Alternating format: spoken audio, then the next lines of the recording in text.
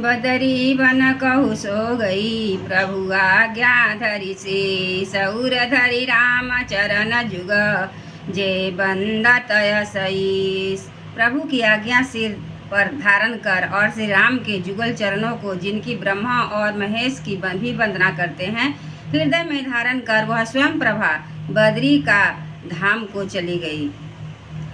यहाँ विचार ही कपि मन माही, बीती अवधि काज कछु नाही, सब मिल कही परस पर बाता, बिनु सुधि लय करब का भ्राता। यहाँ वानरगण मन में विचार कर रहे हैं कि अवधि में तो बीत गई, पर काम कुछ न हुआ। सब मिलकर आपस में बात करने लगे कि हे भाई, अब तो सीता जी की खबर लिए बिना लौटकर भी क्या करेंगे। कह अंगद लोचन भरी बारी, दुहु प्रकार भई मृत्यु हमारी, यहाँ न सुधि सीता कह पाई, वहाँ गए मारी कपिराई। अंगद ने नेत्रों में जल भरकर कहा कि दोनों ही प्रकार से हमारी मृत्यु है। यहाँ तो सीता जी की सुध नहीं मिली, और वहाँ जाने पर वनराज सुग्रीव मार डालेंगे। पिता बधे पर मारत मोही, राखा राम निहोर नोही, पुनि पुनि अंगद कह सब ही, मरन भयउ कछु संशय नाही।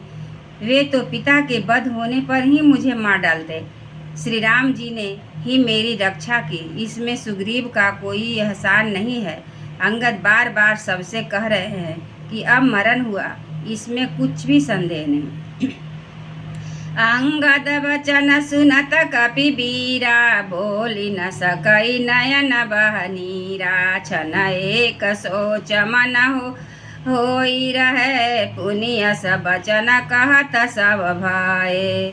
वानर वीर अंगद ने के वचन सुनते हैं, किंतु कुछ बोल नहीं सकते। उनके नेत्रों में जल बह रहा है। एक क्षण के लिए सब सोच में मग्न हो गए।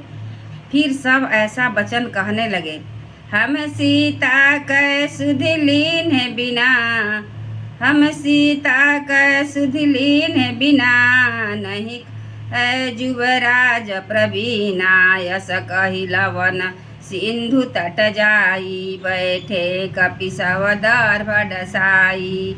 हे सुजोग जुराज, हम लोग सीता जी की खोज लिए बिना नहीं लौटेंगे। ऐसा कहकर लवन सागर के तट पर जाकर वह वानर कुश बिछाकर बैठ गए।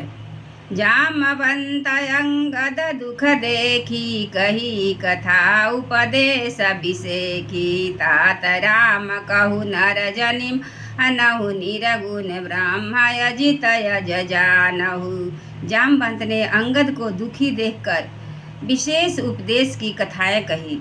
वे बोले, हे तात, श्री राम जी को मनुष्य न मानो, उन्हें निर्गुण ब्रह्म अजय और अजन्मा समझो।